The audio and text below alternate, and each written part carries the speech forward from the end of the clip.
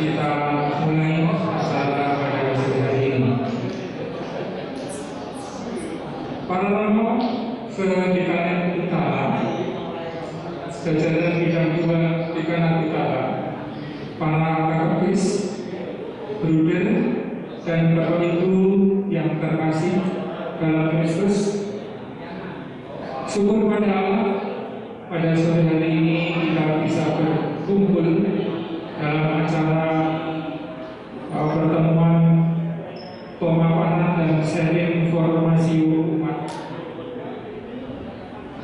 yang bertempat di aula paroki Gereja Santo Lukas Malang dalam keadaan sehat dan selamat.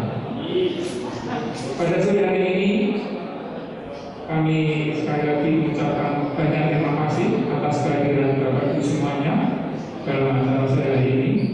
Untuk itu acara sore hari ini karena waktu sudah menunjukkan waktu yang lebih dari jam 5. Untuk itu sekali lagi saya menyampaikan selamat datang dan acara akan dibuka dengan doa oleh Bapak Eka Purwato. Kepada Bapak Eka kami persilakan.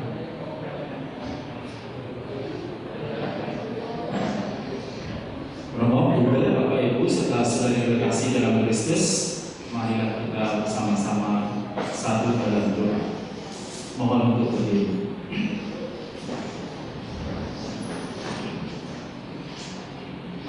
Dalam nama Bapa dan Putra dan Roh Kudus, amin. Allah, Bapa Tuhan kami yang ada di surga, Engkaulah Allah yang senantiasa kami sembah dan kami muliakan. Kepadamu ya Bapa, kami bersama-sama menghadap kehadirat-Mu. Kami memuji dan memuliakan Engkau, serta bersyukur kepadamu atas kasih-Mu, serta kemurahan-Mu yang berlimpah-limpah untuk kami semua. Terima kasih ya Bapa, Engkau telah berkenan memberikan kesempatan kepada kami, paroki yang ada di Dekanan Utara, untuk bertemu bersama dalam bincang-bincang temu pastores. Bapa Tuhan yang Maha Belas Kasih, sudilah Engkau hadir di tengah-tengah kami, memampukan kami masing-masing agar kami dapat ikut serta secara aktif dalam pertemuan pada sore hari ini.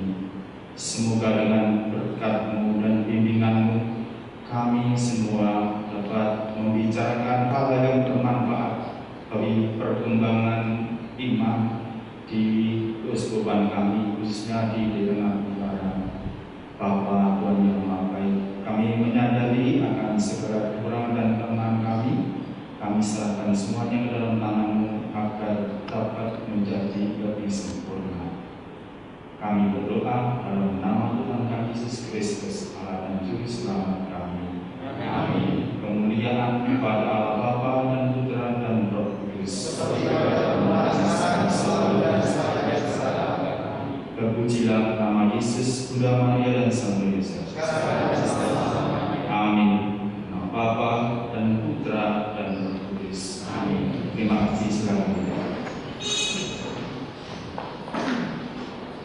Terima kasih kepada Bapak Eka Purwato yang telah mendampingi kita untuk berdoa bersama.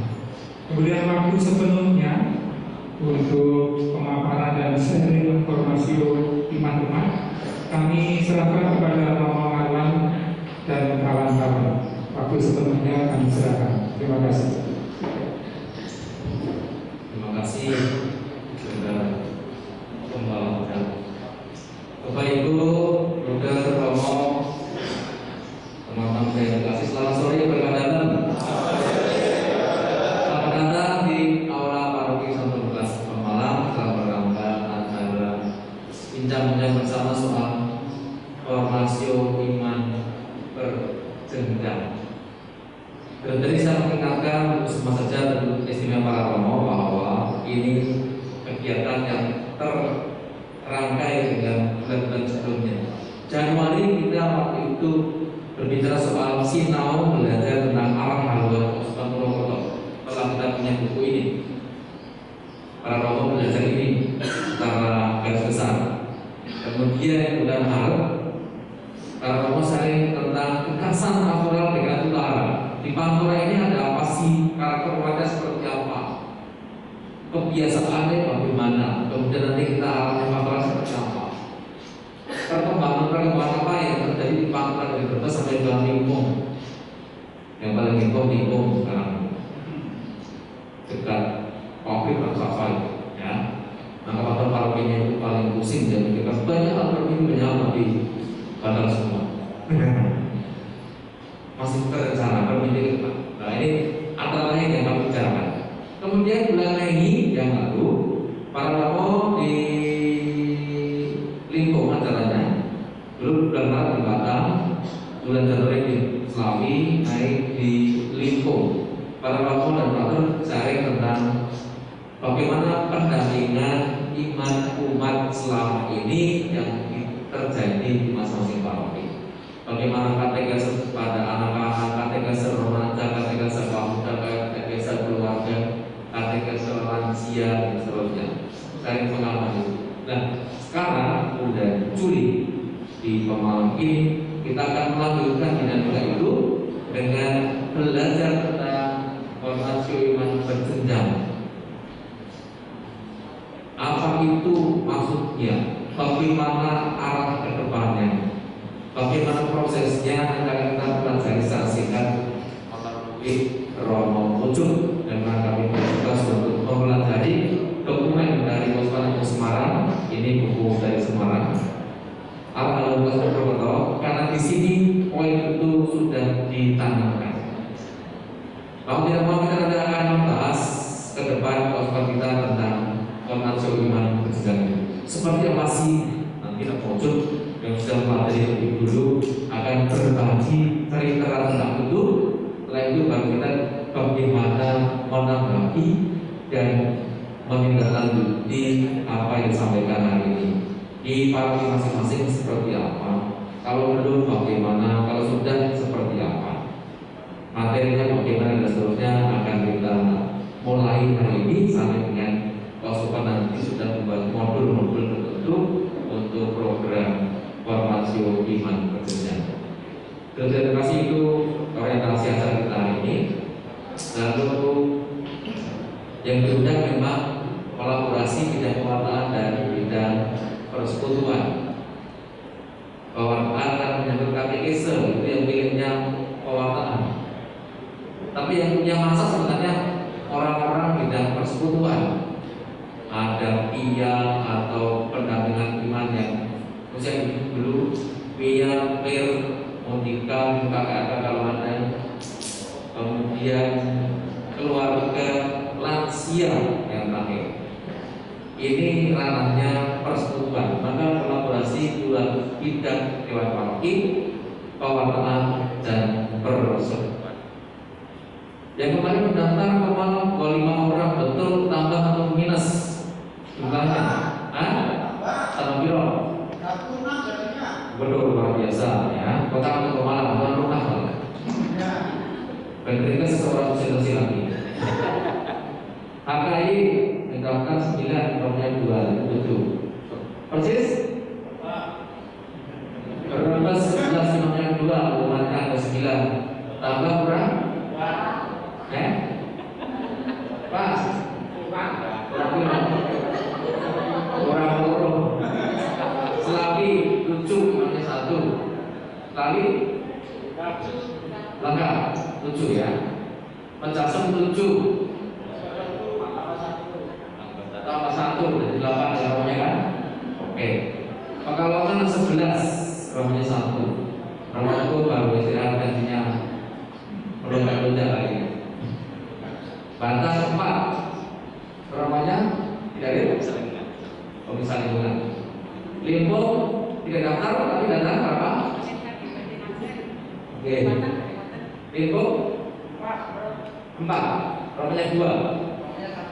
Romo 1, umatnya 4, 5 ya.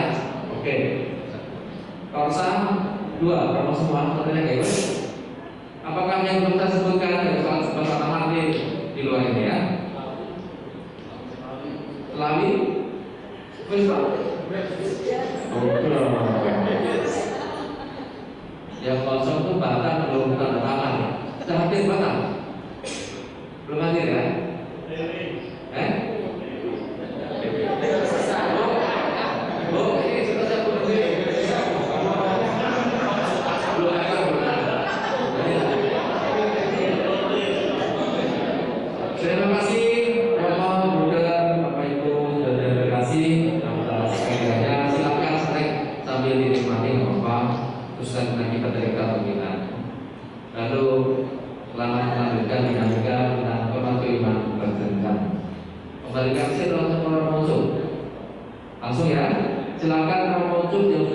mempunyai dokumen dan alat haluan keuskupan untuk menyampaikan materi hari ini. Silakan nanti yang punya ide-ide, gagasan dan pertanyaan boleh disampaikan pada saatnya. Silakan Romo.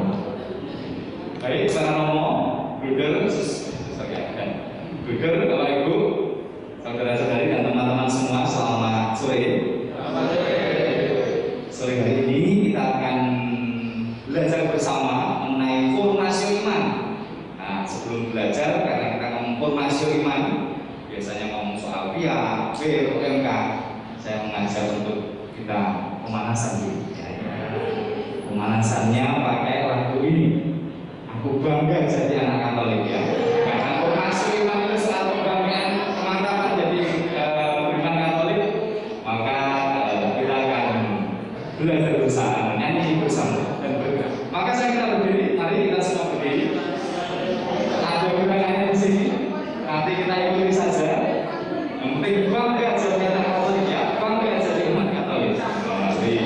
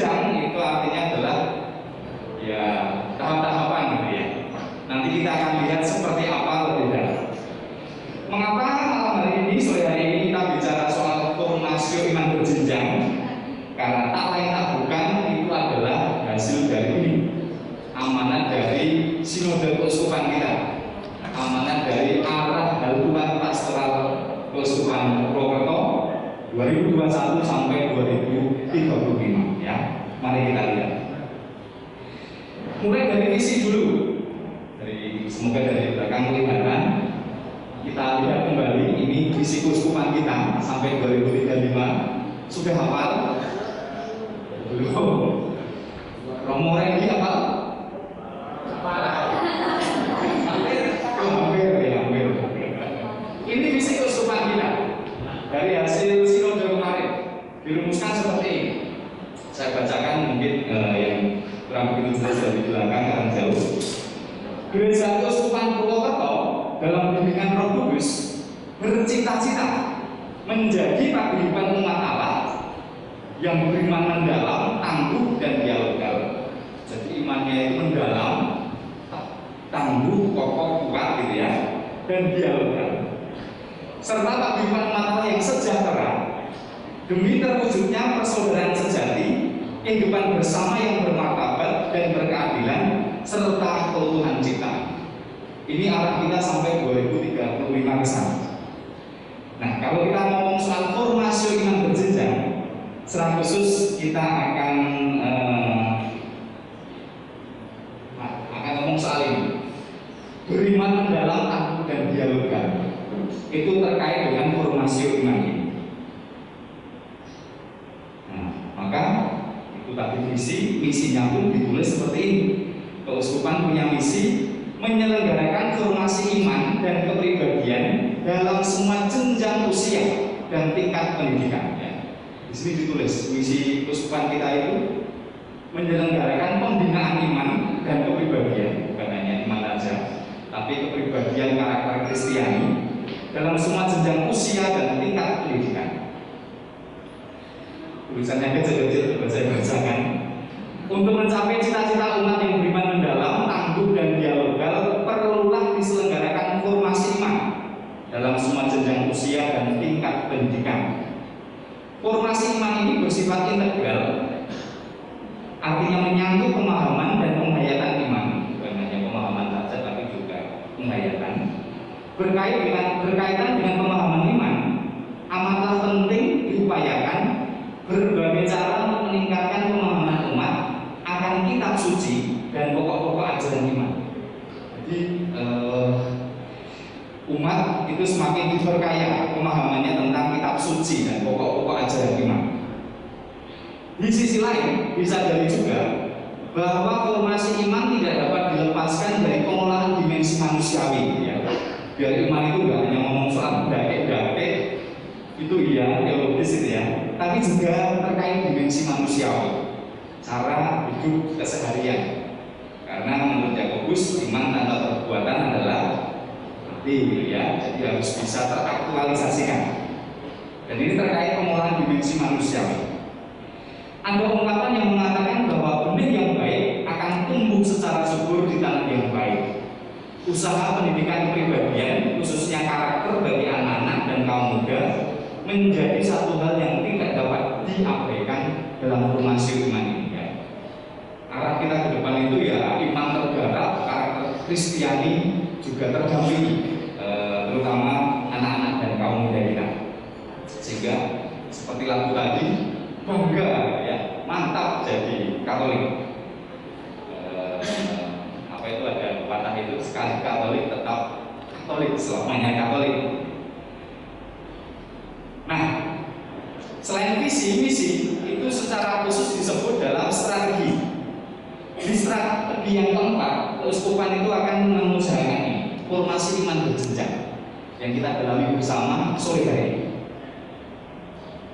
Apa yang dimaksudkan dengan formasi iman berjenjang adalah adanya program yang terpadu dan berkesinambungan terkait pembinaan iman mulai anak-anak, remaja, kaum muda hingga dewasa. Mungkin kalau mau ditambahi hingga lansia ya juga harus didampingi. Tentu saja pembinaan berjenjang ini membutuhkan kolaborasi antara komisi untuk merancang bersama program yang berkelanjutan. Jadi nggak terputus selesai OMK terus nggak ada pendampingan lagi, enggak, terus terdampingi terus sampai lansia tadi. Selain adanya program yang menjadi acuan, dibutuhkan pula petugas pastoral yang telah disiapkan dan dilatih untuk mengajarkan iman kepada masing-masing jenjang usia. Tentu ini perlu banyak usaha menyiapkan pendamping dari anak-anak hingga lansia tadi itu. Dan para romo, bapak ibu, saudara sekalian, hal ini masih baru, maka tentu komisi kateketik dan yang terkait masih mencoba membuat formulanya, entah modul maupun program pendampingan. Maka dalam kesempatan kali ini kita akan belajar dulu dari keuskupan metropolitan kita ya, Keuskupan Agung Semarang yang memang sudah memiliki konsep ini, kerangka ini. Saya pikir apa yang akan dibuat di keuskupan kita juga tidak akan banyak berbeda gitu ya dari kerangka ini, karena ini cukup universal dasar-dasarnya sehingga bisa menjadi acuan kita. Kalau keuskupan belum punya, semoga di paroki kita sudah mulai ada kesadaran formasi iman itu ya terus berkelanjutan gitu ya. Dari kecil lahir atau dari jadi sejak Katolik sampai lansia kita dampingi umat kita. Maka mari kita lihat secara lebih detail.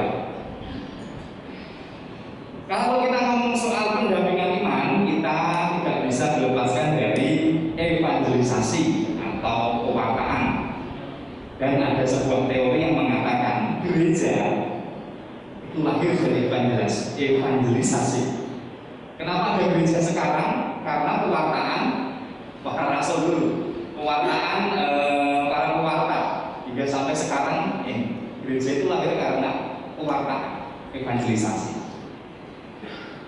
Yang kedua, gereja hidup karena evangelisasi. Mengapa gereja masih ada sampai sekarang, tumbuh dan berkembang, hidup? Ya karena pewartaan, terus diwartakan. Ajaran-ajarannya, sabda-sabda Tuhan terus diperkenalkan kepada umat beriman. Hidup karena evangelisasi. Dan yang terakhir, gereja ada itu untuk evangelisasi. Mengapa gereja didirikan? Karena gereja juga bertugas untuk melakukan evangelisasi, pewartaan. Pewartaan binaan iman yang terkait sama lain ya. Lahir, hidup, ada dari karena untuk evangelisasi. Maka ini sangat terkait sekali dan harus kita sadari, terutama bagian ini ada untuk evangelisasi. Mengapa paroki-paroki ada, stasi, gereja, keluarga Kristiani ada, memiliki tugas untuk evangelisasi, pewartaan. Selanjutnya, formasi iman. Evangelisasi itu membuahkan pertobatan dan iman. Orang yang dapat pewartaan itu selalu diajak untuk bertobat dan semakin beriman. Maka mereka yang tidak atau belum percaya kepada Kristus kemudian menerima warta Injil, mengimani dan memberikan diri untuk dibaptis. Jadi kita menyediakan diri untuk dibaptis atau katakanlah kita baptis bayi dan semakin mantap dengan iman Kristiani. Itu karena ini dari evangelisasi ini membuahkan pertobatan dan iman. Tetapi ternyata nggak sampai di sini, berhenti di sini. Nah, ini tugas gereja selanjutnya adalah menjaga, merawat, dan mendampingi agar semua umat Kristiani bertumbuh dalam Kristus. Ini namanya formasi iman. Jadi formasi iman itu adalah kelanjutan dari evangelisasi. Setelah evangelisasi diwartakan mau dibaptis, mantap ikut Kristus. Nah, untuk menjaga, merawat, mendampingi biar makin mantap, tumbuh berkembang, itu perlu adanya formasi iman. Alurnya seperti ini. Maka kesimpulannya, evangelisasi membuahkan pertobatan dan iman, formasi iman memupuk dan mengembangkan iman. Mengapa diadakan seminar-seminar, katekese, pendampingan di kelompok-kelompok umur? Itu dalam rangka ini, memupuk dan mengembangkan iman. Makin mantap, makin tumbuh, bangga sebagai Katolik gitu ya. Ini alurnya seperti ini, bahasa dasar. Lalu aspek dalam formasi iman. Lalu kecil tulisannya saya bacakan aja. Formasi iman adalah tugas kewajiban gereja. Tadi kan dijelaskan gereja ada untuk evangelisasi.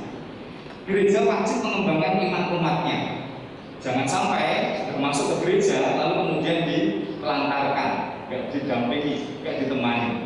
Kalau ada umat yang menyediakan diri dibaptis menjadi Katolik, gereja tidak boleh untuk membiarkan mereka menelantarkan. Jadi harus ditemani, dibina iman. Aspek yang kedua, semua umat beriman menjadi subjek. Subjek itu formator. Formator itu yang mengajari, mewartakan iman, membina iman. Tetapi sekaligus juga formandi atau objeknya. Jadi kita selain menjadi pengajar iman, kita juga menjadi yang diajari dalam iman. Ini aspek kedua yang harus disadari juga. Semua umat beriman harus terlibat, baik sebagai formator maupun formandi dalam formasi iman.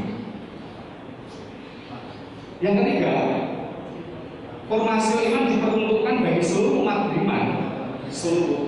beriman yang masih hidup tentunya, mulai dari bayi. Aku sejak jadi Katolik, karena ada orang yang menjadi Katolik setelah dewasa, banyak sebagian umat kita, hingga lansia. Ya. Di formasi iman ini apalagi disebut berjenjang itu ya, dari kecil sampai besar itu didampingi, dibina iman. Selanjutnya yang terakhir, formasi iman adalah tanggung jawab bersama, baik keluarga, sekolah, dan paroki. Dewan Karya Pastoral Semarang di buku ini mengutip teori Ahlister juga, saya lupa siapa namanya, itu menyebutkan bahwa tiga hal ini, keluarga, sekolah, dan paroki itu menjadi mengambil peran sentral dalam pendampingan iman. Keluarga jelas, di sekolah juga, apalagi sekolah Katolik itu memainkan peranan penting dalam pembinaan iman, dan juga di paroki, di mana kita mengenal bidang kewartaan dan juga persekutuan, di mana kita terlibat di dalam. Ini aspek-aspek formasi iman. Selanjutnya, ini aspek tadi bagian. Apa saja yang dipelajari dalam formasi iman? Ini beberapa hal yang menjadi materi dalam formasi iman. Yang pertama adalah kitab suci dan dokumen gereja. Ini menyangkut pengetahuan wawasan iman. Maka kalau paroki-paroki mengadakan sekolah kitab suci atau katekese tentang dokumen gereja, katekismus, dokumen konsili, seruan paus, ini menyangkut ini, pengetahuan iman. Umat perlu memahami wawasan imannya, arti kitab suci, dokumen gerejanya. Yang kedua, tradisi Katolik, umat beriman juga perlu memahami di gereja Katolik itu tradisinya sangat kaya ya, mengenal tentang sakramen, sakramentali, doa devosi apa saja, lalu praksis atau kebiasaan hidup orang Katolik itu apa saja, juga perlu diajari ini. Bukan hanya diajari, tapi juga diajak untuk menghidupinya. Anak kecil sudah mulai diajari doa-doa devosi itu sangat baik sekali. Kebiasaan hidup orang Katolik setiap minggu ke gereja, syukur-syukur harian, nah ini juga tradisi hidup kebiasaan harian orang Katolik. Selanjutnya juga perlu diberi pemahaman tentang moral Katolik, moral Kristiani. Segala cara berpikir dan berperilaku yang didasarkan pada 10 perintah Allah, 5 perintah gereja mungkin juga di sana, sabda bahagia, dan ajaran sosial gereja. Ini juga perlu menjadi bahan pendampingan umat, pembinaan materinya. Dan yang terakhir adalah tentang hidup menjemaat dan masyarakat, soal persekutuan, baik intern maupun mausraum ke masyarakat. Gerak gereja keluar membangun persaudaraan sejati, terlibat dalam hidup bersama serta menjaga kelestarian alam. Ini penting Bapak Ibu, karena gereja kita kan salah satu identitasnya adalah menjadi garam dan terang dunia. Maka kesadaran ini harus ditanamkan sejak kecil ya terhadap umat kita. Menjemaat itu artinya aktif dalam kehidupan gereja, mau terlibat tugas di liturgi, tugas di karya-karya paroki, kegiatan gereja, maupun memasyarakat, terlibat dalam kehidupan bersama. Ya. Ini yang juga harus ditanamkan, materi-materi yang harus ditanamkan dalam formasio iman umat kita.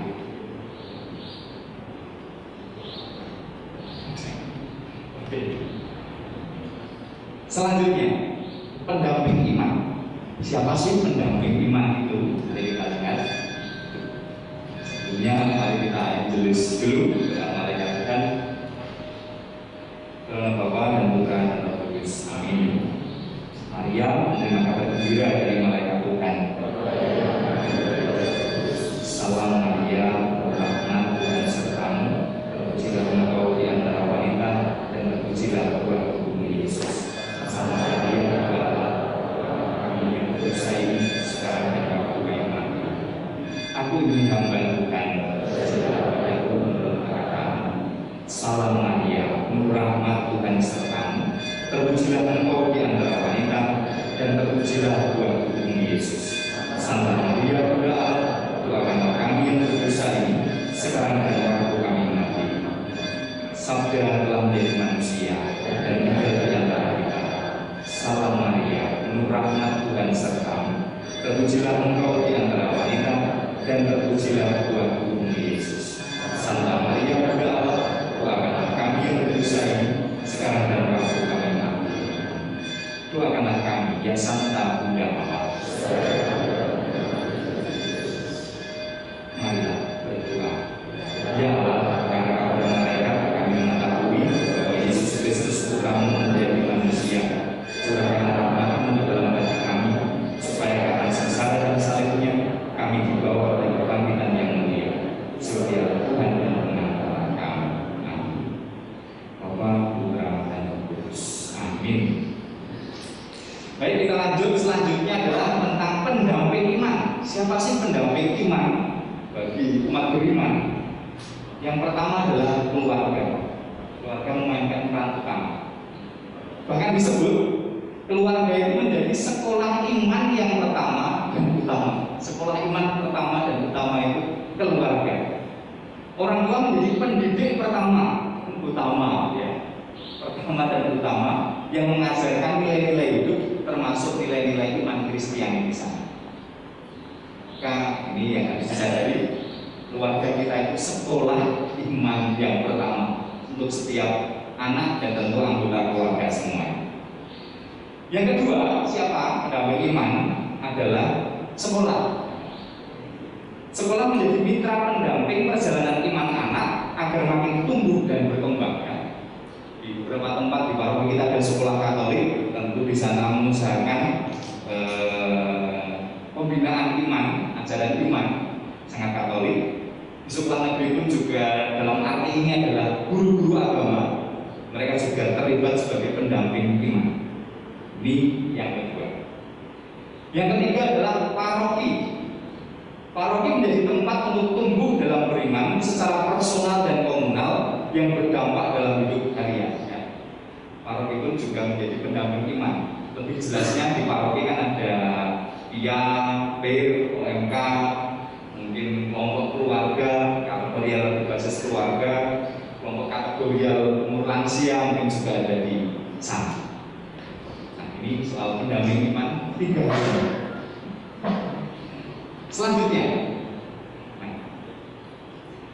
Selanjutnya adalah tentang, kita akan lihat lebih dalam lagi, lebih spesifik lagi soal berjenjang.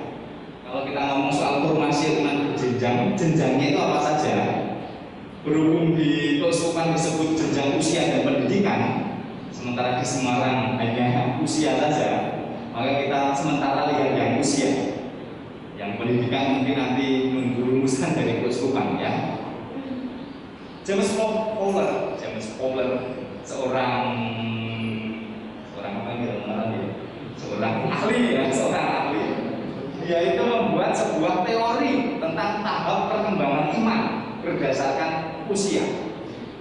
Apa saja mari kita lihat. Tulisan kecil sekali saya bacakan. Umur 2 sampai 6 tahun itu tahap perkembangan imannya adalah iman intuitif. Jadi beriman itu masih dalam ranah intuisi. Tentu belum sampai pemahaman ya, intuisi. Umur-umur segini itu menghayati Tuhan sebagai Tuhan yang besar, yang perkasa, ya, yang punya banyak, gitu ya. Dan Tuhan dipahami sebagai Tuhan yang menuntut kepatuhan dan memberikan hukuman. Anak kecil itu mengapa berbuat baik? Ya karena taat sebagai anak-anak Tuhan. Mengapa tidak berbuat jahat? Nanti takut Tuhan marah ini dan itu. Konsepnya masih seperti itu. Masih seperti konsep melihat orang tua, ya. Orang tua marah takut diberi hukuman, tapi Tapi kalau hidupnya benar pasti akan diberi berkat, apresiasi gitu ya. Pahala, ya pahala. Masih seperti ini, iman intuitif. Lalu umur selanjutnya, kalau ini kan umur bayi sampai piang mungkin ya, nanti kita akan lihat lagi.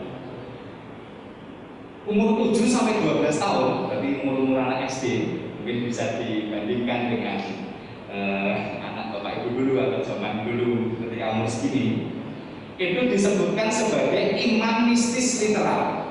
Tahap ini tahap iman mistis literal. Orang mulai percaya melalui simbol-simbol religius dan mengalami Tuhan yang adil. Mulai kenal dengan simbol-simbolnya. Oh, kalau Katolik berarti ke gereja. Oh, kalau berdoa harus gambarin dengan tanda salib. Umur segini mulai paham dengan ini. Bahkan umur segini di gereja Katolik sudah memungkinkan untuk menerima tubuh Kristus gitu ya, umur 10-11 tahun gitu ya. Dan umur segini itu mulai bisa merasakan Tuhan yang adil, Tuhan yang baik. Lalu tahap selanjutnya umur 13 sampai 21, berarti SMP, SMA sama kuliah awal. Itu orang mulai membentuk sistem kepercayaan dan mulai mencari identitas diri dalam hubungannya dengan Tuhan. Bahkan juga ditemukan dalam umur segini, mereka juga bertanya-tanya, Tuhan benar-benar ada nggak sih gitu ya? Mungkin umur segini mulai tanya. Atau apakah sebenarnya harus rajin ke gereja itu penting tidak sih umur segini? Mulai bentuk sistem kepercayaan semacam ideologi dalam arti tertentu dan mencari identitas diri dalam hubungannya dengan Tuhan. Umur 13 sampai 21. Selanjutnya umur 22 sampai 30, ya akhir-akhir kuliah lulus sampai bekerja awal, itu orang mulai memeriksa imannya secara kritis. Umur gini itu umur benar nggak sih imanku gitu ya? Mulai bertanya, Yesus itu benar-benar penyelamat nggak sih, ya katakanlah sampai ke sana gitu. Dan merefleksikan imannya secara serius. Ini fase-fase di mana penegasan iman itu ada, reflektif. 22 sampai 30. Lalu selanjutnya umur 31 sampai 60, panjang sekali rentangnya. Ini adalah iman konjungtif. Iman telah diintegrasikan dalam hidupnya. Yang mantap itu semakin mantap gitu ya. Hidup berimannya semakin mendalam, semakin terintegrasikan dalam hidup harian. Iman konjungtif. Dan terakhir, umur 60 tahun ke atas, namanya iman universal. Orang telah mencapai kepenuhan hidup rohani, hidupnya menyatu dengan Tuhan. Bisa kita lihat atau mungkin Bapak Ibu yang sudah 60 tahun ke atas mungkin mulai mengalami hidup itu semakin kayak apa ya? Pasrah sumarah dengan Gusti, dengan Tuhan gitu ya. Dan kalau mau menyelenggarakan perayaan-perayaan ibadah, kegiatan rohani doa, ini sangat populer untuk umur sekian gitu ya. Mungkin Bapak Ibu atau para romo mengalami ketika ada pembatasan visa dulu gitu ya. Menurut pemerintah lansia harus dilindungi, tetapi sebenarnya mereka yang mungkin paling bersemangat untuk ke gereja karena hidupnya menyatu dengan Tuhan. Atau kalau kita mau bikin survei yang setiap minggu pasti ke gereja siapa, mungkin rata-rata yang umur ini. Selain mungkin karena kesibukan sudah mulai berkurang, tapi salah satunya juga ini, mencapai kepenuhan hidup rohani, hidup menyatu dengan Tuhan. Ini menurut James Fowler. Romo malam nomor berapa? 49, tapi sejak iman universal. Ini menurut James Fowler. Nah, berdasarkan teori ini, Keuskupan Semarang sebelah itu membuat pengelompokan seperti ini. Pendampingan iman berdasarkan kelompok kategorial umum. Yang pertama, 0 sampai 5 tahun itu namanya PIUT, pendampingan iman usia dini, bukan PAUD tapi PIUT ya. Damping iman usia dini. Ini pun juga perlu didampingi. Seperti apa nanti kita lihat. Yang kedua, 6 sampai 10 kita kenal namanya PIAU, pendampingan iman anak. 11 sampai 14 umur SMP, setelah umum sampai SMP, pendampingan iman remaja. Lalu 15 sampai 35 pion, pendamping iman orang muda. Ya, ada OMK, ada kelompok kategori yang lain. Tapi dalam kerangka pendampingan iman istilahnya pion. Terus selanjutnya 36 sampai 60 pion pendampingan iman orang dewasa. Dan yang terakhir adalah pion pendamping iman usia lanjut 61 tahun ke atas. Keuskupan Semarang mengkategorikan ada 6 ini sesuai jenis power. Mari kita lihat satu persatu. Untuk masuk iman berjenjang. Apa yang terjadi di 0 sampai 5 tahun? Yang pertama, karakteristik anak usia ini, iman itu banyak diperoleh dari apa yang diceritakan orang dewasa. Maka peran keluarga sangat penting. Kalau Bapak Ibu memberikan pengajaran tentang agama iman kepada anak-anak, ya ini sumber mereka. Anak-anak 0 sampai 5 tahun belum bisa lihat YouTube-nya Rumah Andi Karol, bisa singkat misalnya, belum tertarik ya. Atau kata-kata umum, masih dari cerita orang dewasa. Cerita-cerita itu membentuk gambaran mengenai Allah. Tuhan itu baik, penuh kasih, Tuhan itu yang bisa kita mintai tolong, bantuan. Itu mulai bentuk dalam pikiran mereka. Jika mereka punya gambaran tentang surga dan neraka, kalau baik terus dapat pahala, katakanlah seperti itu mungkin akan berujung surga. Tapi kalau jahat, melakukan tindakan yang tidak sesuai dengan ajaran Tuhan, akan mendapatkan celaka, neraka. Lalu apa yang diharapkan? Diharapkan dari anak usia ini, pertama menerima sakramen baptis. Baptis bayi itu sangat kita usahakan juga ya. Menerima baptis. Bisa tanda salib. Saya pikir anak usia 4-5 tahun tanda salib juga sepertinya sudah bisa mungkin ya, atau 3 tahun. Mungkin hafal doa-doa dasar minimal Salam Maria mungkin, sehingga ketika Rosario bisa ikut-ikut gitu ya. Serta dibiasakan ikut Ekaristi, ini penting. Diajari bahwa setiap minggu itu kita ke gereja beribadah. Minggu itu bukan hanya hari libur untuk healing-healing jalan-jalan, tetapi juga untuk berdoa, beribadah dan mengenal tradisi-tradisi kekatolikan. Ini yang diharapkan diberikan, ditanamkan di usia 0 sampai 5 tahun. Pendampingan sangat bergantung pada keluarga, terlebih peran orang tua ya, karena ini masih mereka ya di keluarga kebanyakan. Selanjutnya, pian 6 sampai 10 tahun, katakanlah 6 sampai 10 tahun. Karakteristik anak-anak usia ini belum mampu berpikir secara abstrak, teologis itu belum tahu. Pengetahuan soal agama masih terpisah-pisah, belum terintegrasi. Ya seperti anak-anak pada kebanyakan. Soal abstraksi, soal teologis itu belum cangkep mereka. Tapi Tuhan baik dengan memberikan saya makanan, memberikan saya keluarga yang baik, itu mereka bisa menerima. Harus sampai ke contoh nyata, mereka bisa menangkap. Yang dibutuhkan, diharapkan anak usia ini tahu pokok-pokok iman secara sederhana, ya, tahu pokok-pokok iman secara sederhana. Doa-doa dasar kalau bisa ya hafal mereka.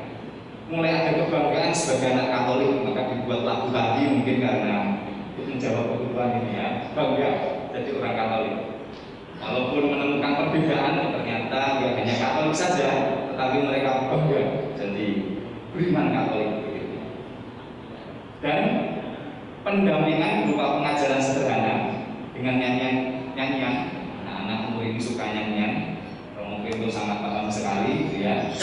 Pendamping sekam juga, lalu gerak dan lagu senang sekali, cerita dongeng itu suka sekali, dan aktivitas dinamika usia seperti ini.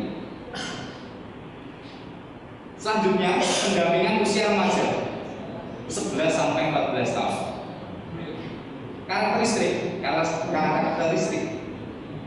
mereka berkelompok dengan teman sebaya maka mungkin umur-umur segini anak-anak itu sudah kayak misah dengan bapak ibunya itu kadang masih pikir-pikir senangnya misah itu bareng dengan teman-teman di SMP di sekolah sebaya mudah labil memberontak secara psikologis umur segini tidak suka diatur mudah terpengaruh dalam pergaulan ini pengaruh sekali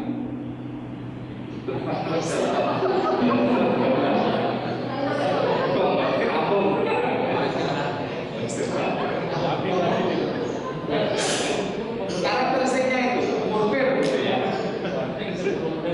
10 menit tadi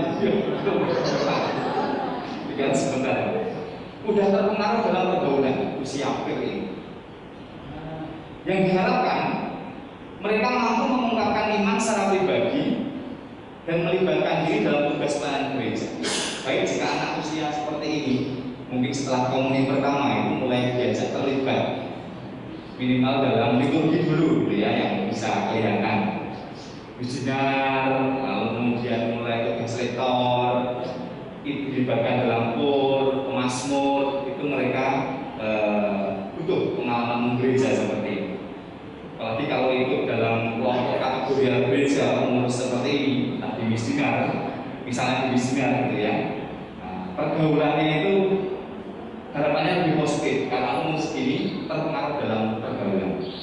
Kalau circle-nya anak-anak gereja diharapkan imannya pun juga tumbuh.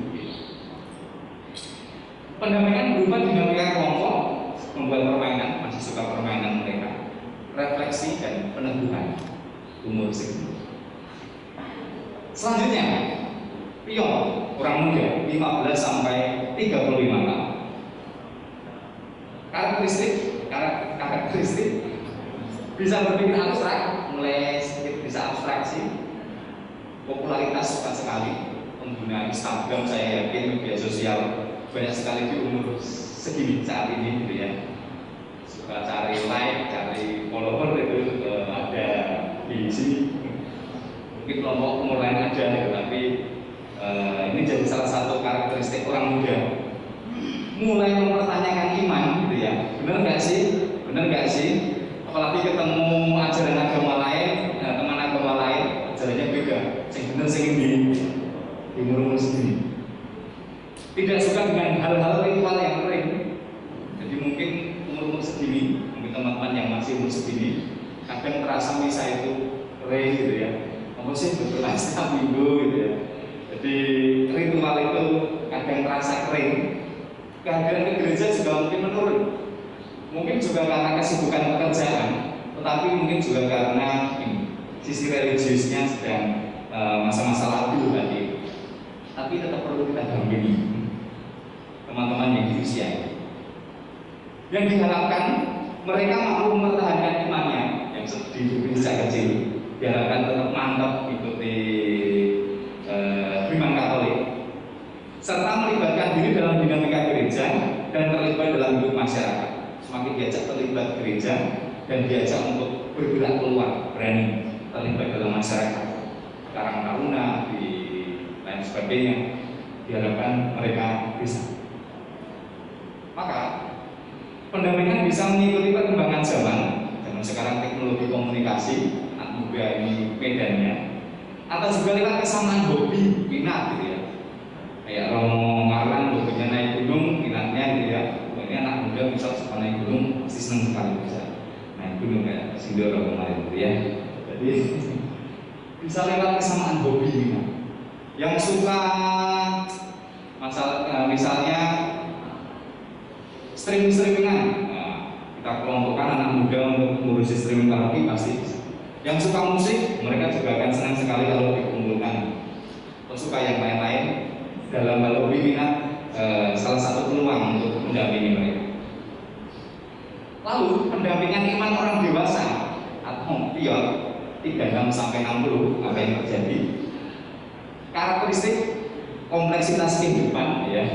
Ternyata hidup itu juga entah di pekerjaan, entah bermasyarakat, entah menggereja, makin rumit, makin kompleks. Karakteristik juga mulai berkeluarga umur segini sudah berkeluarga umumnya. Dalam pekerjaan, dalam masyarakat intinya kompleks ini karakteristik.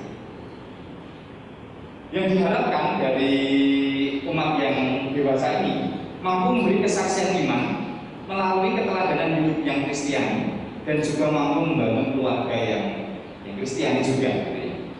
Bisa bersaksi, memberi teladan orang Katolik itu seperti ini toh. Orang Katolik itu ternyata ini dan itu ya dari kesaksian umur-umur dewasa ini. Bahkan bisa jadi Yesus Kristus itu dikenal dari kesaksian orang-orang umur seperti ini.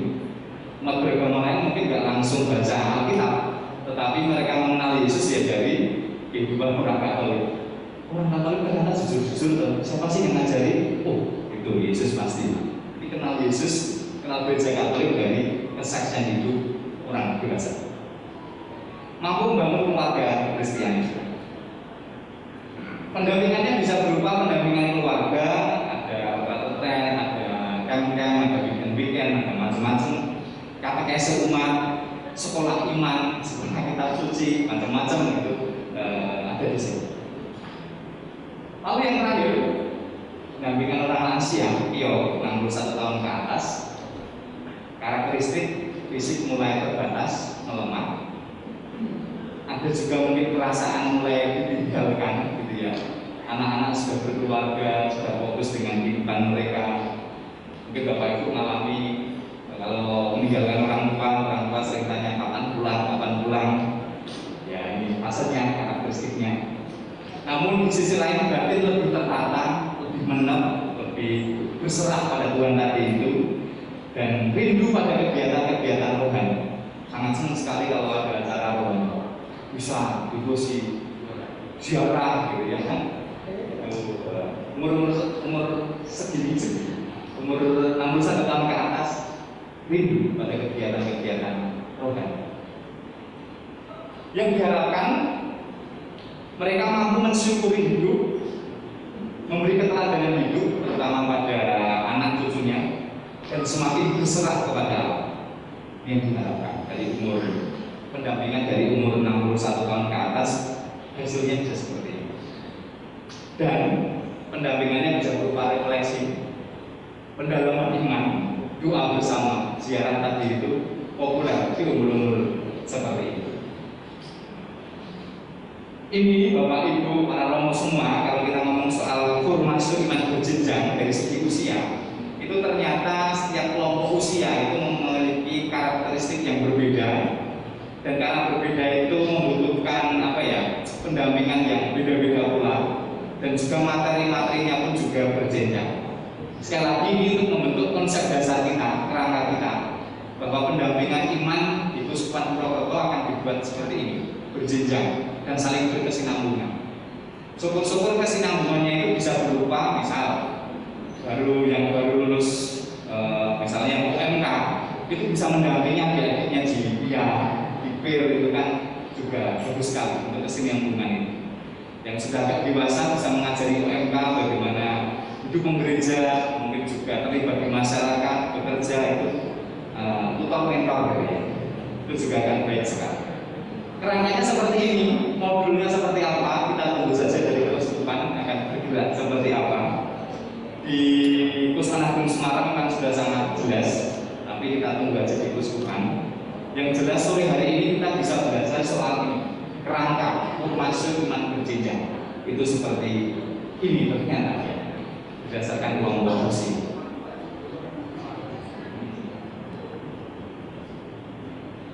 Sementara yang juga bisa saya sampaikan dari pembelajaran dari dua buku ini. Terima kasih.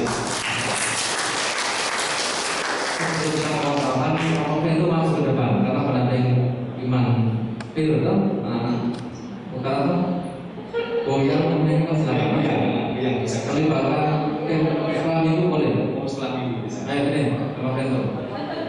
Nyanyi nggak apa, goyang dulu boleh. Kita lihat apa dulu sebelum kita bilang.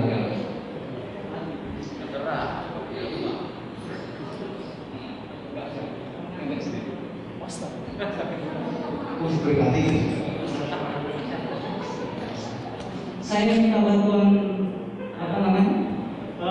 yang pendamping PIR dan PIR.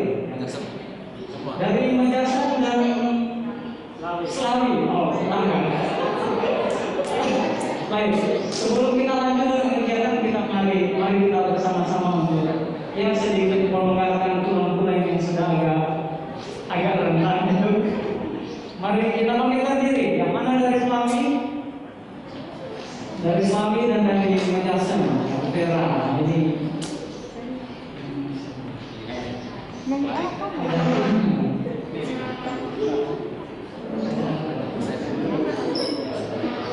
kita diskusi lapangan.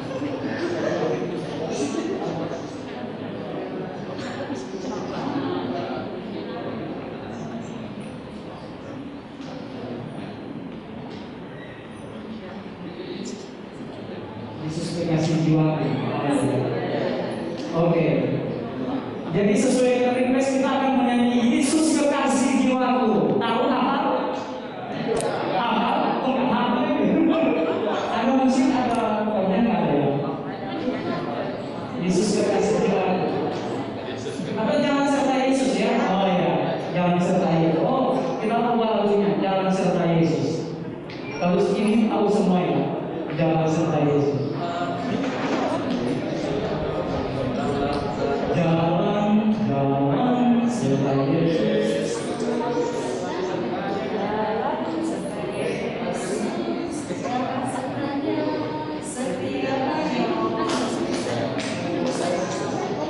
Rumah ini bisa pakai musik aja. Ya harus sedang dulu ya. Ada ya.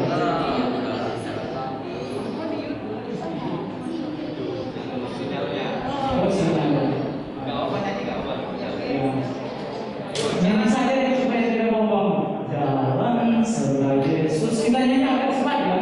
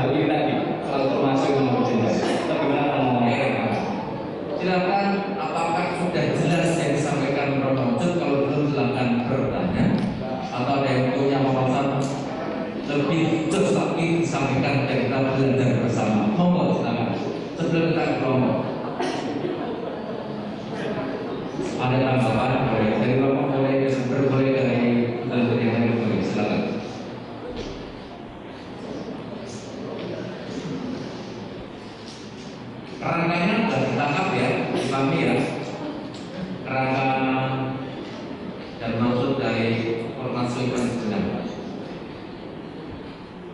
Soal materi pasti ada isi. Bapak Surata bertanya, betul. Bapak Distianto, bertanya apa ya? Terima kasih pertanyaan sangat bagus sekali. Bertanya apa ya? Pertanyaan apa? Tidak ada. Bapak Suparmata, tawaran apa? Tawaran apa?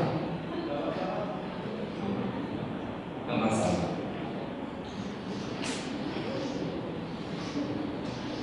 Jika tidak ada, bahannya dibagikan dari share ke grup Dekran Utara. Nanti Bapak Ibu yang lain bisa minta gambar masing-masing. Di HP saya di Maria bisa kirim sama wujudnya. Banyak ini untuk pegangan pedoman alur pemikiran kita. Soal isi, tadi sebutkan itu soal isi kita masih nunggu komisi parlemen waktu program begini seperti apa. Kalau mau dibahas isi yang sedang nanti jadi perkenalan. Oke.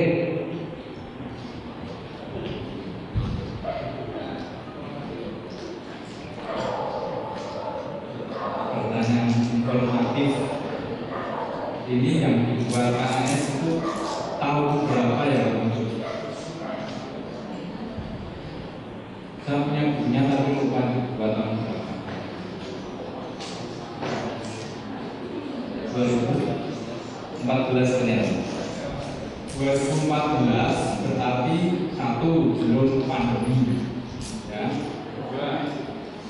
Rupa-rupanya pembicaraan mengenai generasi Z lalu mengenai generasi program itu belum diperhitungkan. Di sini ada psikolog ya, misalnya gagal. Mbak Andri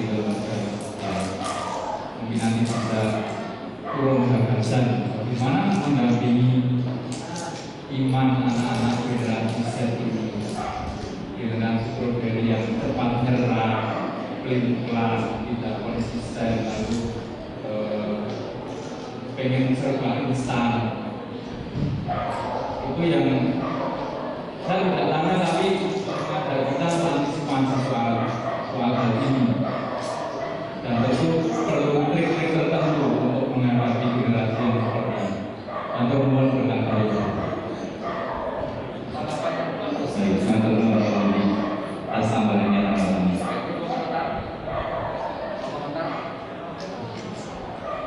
Ada pertanyaan itu? Dulu apa lagi berkomentar? Tapi mau menarik. Psikolog itu.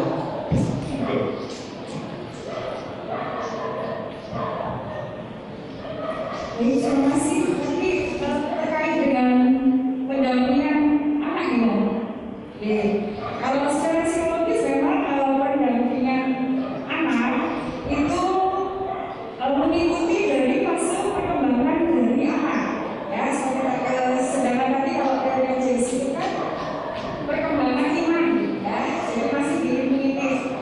Kalau anak-anak tentu kalau secara psikologis dari kan perkembangannya masih abstrak. Jadi belum ada yang kayak orang dewasa itu kan fasenya sudah fakta-fakta. Kalau anak-anak itu berarti fasenya masih abstrak.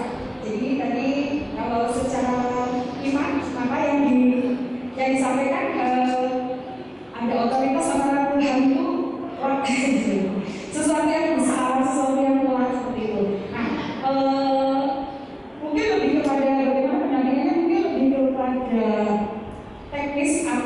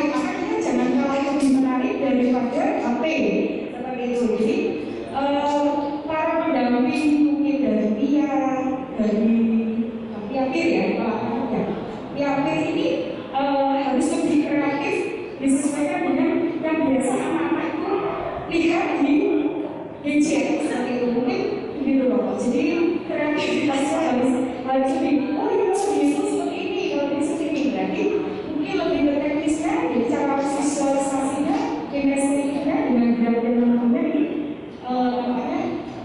lebih perlu lebih kreatif lagi. Jadi anak-anak pun juga sendiri, karena di rumah itu lebih banyak mungkin ya balik lagi ke keluarga ya, kadang-kadang ada keluarga yang biar nggak berisik anak itu biar patuh ya, maka dia dikasih gadget seperti itu.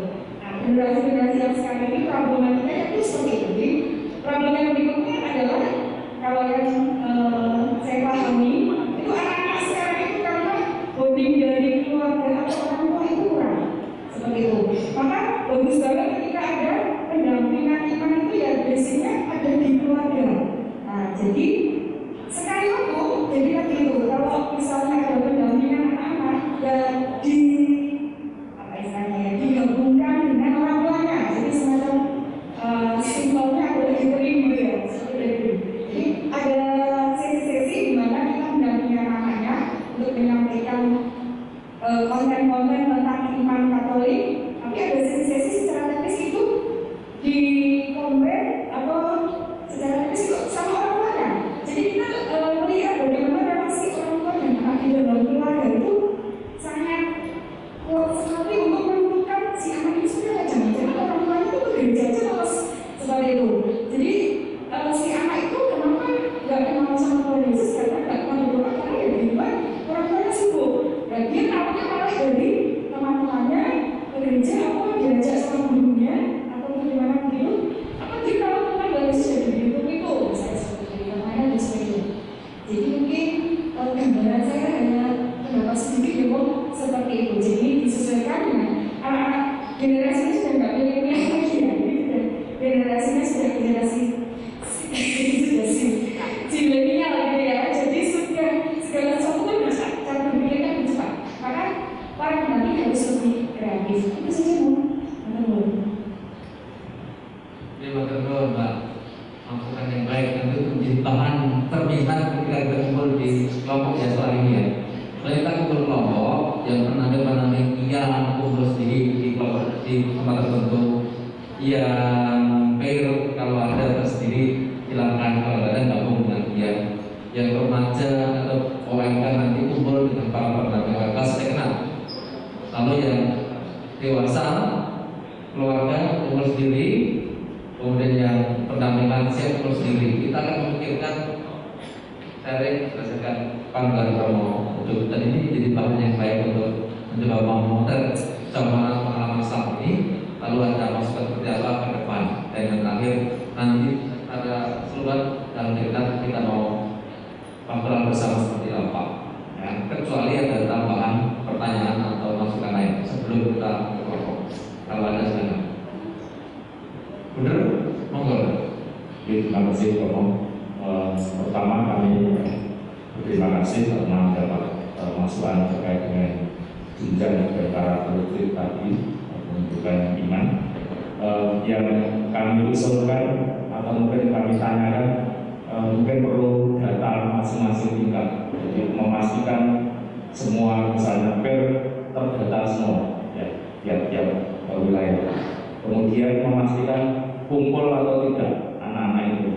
Ini saya rasa syarat keberhasilan adalah ketika kumpul segala kelompok usia. Kemudian kalau isinya saya rasa nanti bisa macam-macam dan variatif, isi, metode dan seterusnya. Kemudian yang bagi kami penting itu refleksi.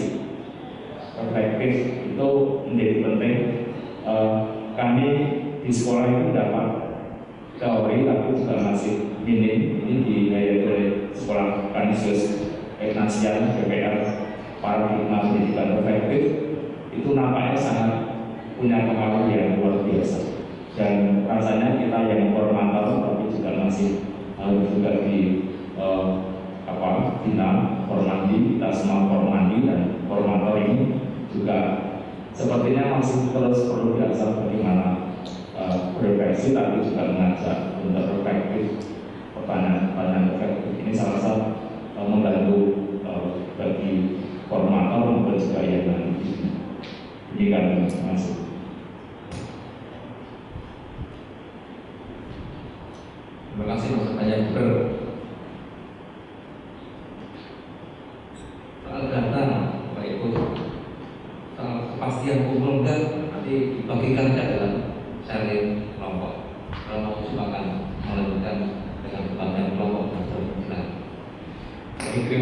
materi ini masih cukup umum, tapi maksud kita adalah kita belajar dulu, sounding dulu, dengar dulu bahwa kerangka pembinaan umat kita akan seperti ini. Sekali lagi isinya seperti apa, materinya, modulnya, animasinya, nanti mungkin akan berkembang dan menyesuaikan perkembangan zaman sekarang pasca pandemi. Yang jelas harus jadi kesadaran formasi iman pasca pandemi ini penting sekali ya. Apalagi kita menghadapi banyak keprihatinan di keluarga maupun dan sebagainya.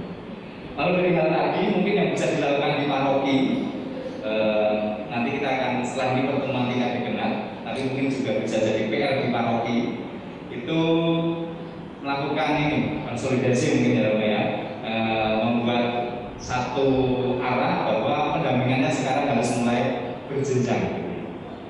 Perlu mungkin duduk bersama untuk saling menyatukan satu sama lain sehingga benar-benar bisa ditemani di paroki. Lalu juga perlu kerjasama antara paroki, keluarga dan sekolah Katolik. Yang sekolah Katolik tentu perlu dilibatkan dalam formasi iman ini. Atau kalau nggak ada sekolah Katolik, ya setidaknya guru agama juga dilibatkan dalam formasi iman anak-anak kita, terutama yang masih sekolah. Jadi beberapa kesadaran baru mungkin yang harus kita lakukan di tingkat paroki. Nah, selanjutnya kita akan seperti yang dijelaskan Romo Marwan tadi, kita akan masuk ke kelompok-kelompok berdasarkan kelompok pendampingan. Di masing-masing paroki kan ada yang dari kelompok PIA, PIR, OMK, lalu keluarga, lansia, dan juga ketua bidang. Nanti kumpul per kelompok itu membicarakan hal ini, sharing. Bagaimana proses pendampingan iman berjalan saat ini? Misalnya di kelompok OMK cerita antar paroki dengan utara itu seperti apa paroki. Lalu kemudian kesulitan dan tantangan saat ini apa? Apalagi setelah pandemi ini seperti apa keadaannya? Apa pula hal baik yang sudah terjadi dan peluang ke depan? Diharapkan dengan sharing ini satu sama lain bisa belajar. Kalau pertemuan Mei kemarin para romo saling sharing. Nah ini kita yang di kelompok-kelompok pendampingan kategorial itu bisa saling sharing. Lalu mungkin khusus PIAPIR dan OMK yang ada koordinasi tingkat dekenan itu juga membuat kerjasama pendampingan tingkat dekenan. Misalnya dulu kan kalau komplek dengan utara ada acara rutin itu apakah bagaimana lanjutannya? Sekami mungkin yang masih perluan masih kumpul selebrasi itu bagaimana? Yang jelas tiga hal ini proses pendampingan berjalan seperti apa, kesulitan tantangan, hal baik dan yang sudah terjadi. Kita akan saling sharing. Ya waktunya cukup lama sampai jam 8 kurang seperempat mungkin sekitar 1 jam. Untuk tempat tadi sudah koordinasi dengan para romo. Untuk OMK bisa di pendopo sana itu. Pendopo di sana ada tempat untuk duduk-duduk. Pendamping OMK dari masing-masing paroki bisa ke sana.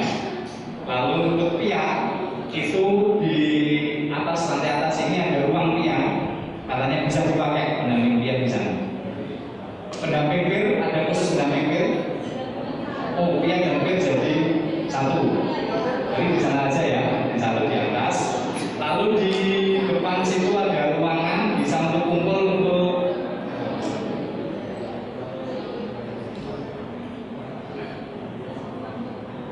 bidang pewartaan mungkin di sana. Pastikan kalau bidang pewartaan hanya di lapangan ya. Kalau bidang pewartaan di ruangan dekat ruang makan romo sana itu ada tempat. Yang lainnya mungkin di sini ya, yang pendamping lansia, pendamping keluarga dan lansia saja ya. Di sini bisa satu. Bapak Ibu yang dari Pemalang, lingkungan boleh bebas ikut yang mana sambil mendengarkan sharing dari yang lain. Romo Vento sebagai pendamping sekami dekenat utara bisa menemani yang PIA. Romo Randy sebagai pendamping kelompok bisa menemani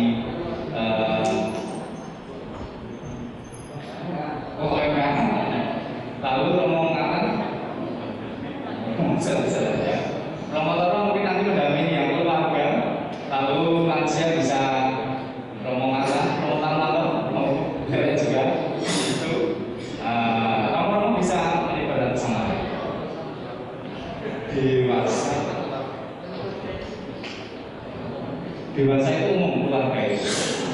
Lalu mungkin nanti kalau jam 8 kurang seperempat langsung ditutup di tempat sambil untuk makan, atau mungkin nanti kalau udah ada makanan bisa sambil cerita sambil ngobrol. Intinya santai. Batasannya kita jam 8 kembali ke sini untuk pulang. Begitu saja. Lalu titipan untuk administrasi bisa diurus di belakang situ untuk partisipasi akomodasi. Teman-teman ada tambahan?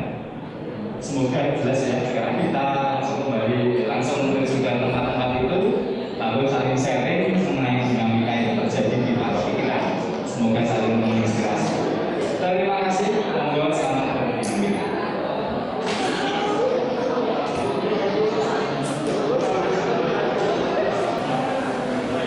Ibu Bapak Pemimpin yang terkasih, pengumuman Tekena kita semua.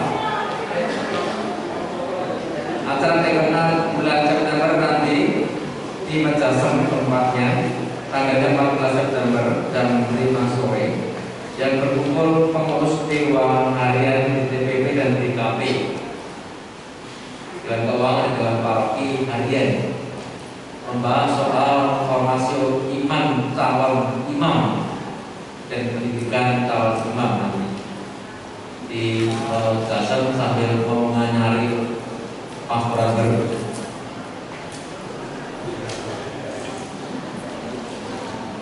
Iuran 30 juta. Terima kasih kami ucapkan, kami sampaikan kepada pengurus Dewan Pakar Paroki, Dewan Keuangan Paroki Pemalang bersama para romonya, dan alhamdulillah pasti kita menyiapkan tempat dan kupon harganya untuk kita hari ini.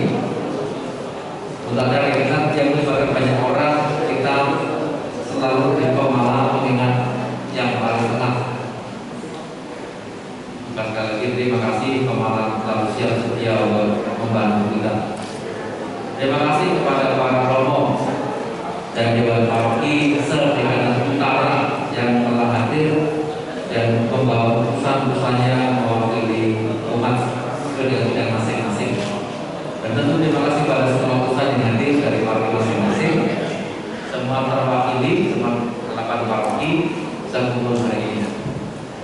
Terima kasih yang sangat istimewa di narasumber data yang memandu kita belajar mempelajari bahan dokumen gereja dan juga dokumen dari Semarang, sehingga kita punya gambaran yang meskipun secara umum tapi kita punya gambaran yang lebih jelas tentang formasi iman berjenjang di masa mendatang. Dan hasil dari diskusi hari ini akan diandalkan berwujud, akan dirangkum, direkam dan akan di-share kembali kepada para romo Dekana Utara. Sambil kita menantikan nanti kewajiban bidang kewartaan dan persetujuan membuat modul atau pembinaan iman berjenjang ini. Itu yang saya sampaikan. Lagi terima kasih semuanya atas kerjasama kita, perjumpaan kita, sharing pengalaman kita, dan mau belajar bersama di tempat ini Rabu 20 Juni 2022. Setelah ini kita doa untuk kemudian makan. Ada siapkan nasi yang dibungkus. Boleh tidak di sini, boleh dibawa pulang kalau memang harus pulang. Begitu maksud saya kembalikan pada pembawasan tadi. Masih berlaku artinya mas.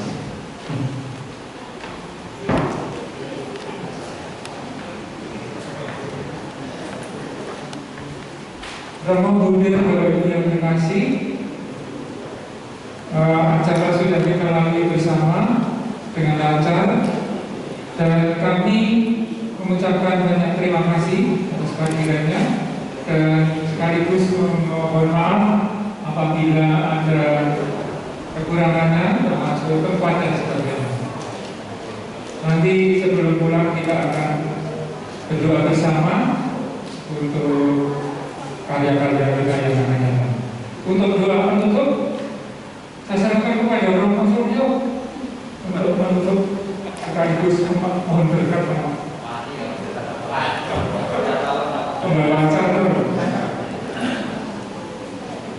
Terima kasih Bapak Menteri, saya taat kepada beliau. Bapak Ibu, saudara-saudari, mari kita mengucapkan terima kasih atas kerawan Bapak Ibu. Kita akhiri dengan doa. Dalam nama Bapa dan Putra dan Roh Kudus, amin. Allah Bapa di surga, kembali kami mengucapkan syukur kehadirat-Mu. Engkau senantiasa menyelenggarakan yang baik di dalam hidup kami, juga di dalam pertemuan, perjumpaan Pastores Dekenat Utara. Kami dapat menimba pengalaman baru, menerima bekal yang baru untuk semakin dikuatkan, diteguhkan di dalam karya pewartaan gereja.